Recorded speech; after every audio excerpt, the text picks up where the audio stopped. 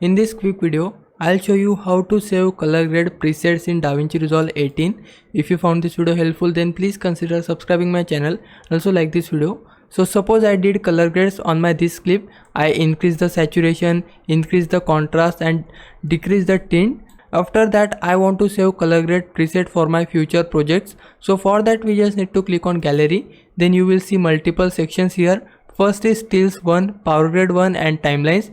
We need to go to the power grade section. After that, right click on your footage and then click on grab still, and after that it will automatically save the color grade preset in your power grade 1 section. If you save it in stills 1, then it will be here. I saved it in my power grade 1 and you can see this is my color grade preset. Even if I delete my color grades from here, I can simply right click on my preset and then click on apply grade, and now you can see my color grade has been applied to my clip. If I want to apply it in my different clip, so for that I can click on my different clip and right click on your preset, click on apply grade, and there you have it. I have successfully saved my preset in my Davinci Resolve. So this is the way. Now it's your time to repay me. For that you can just subscribe my channel. I would really appreciate it. For now, thanks for watching. Bye bye.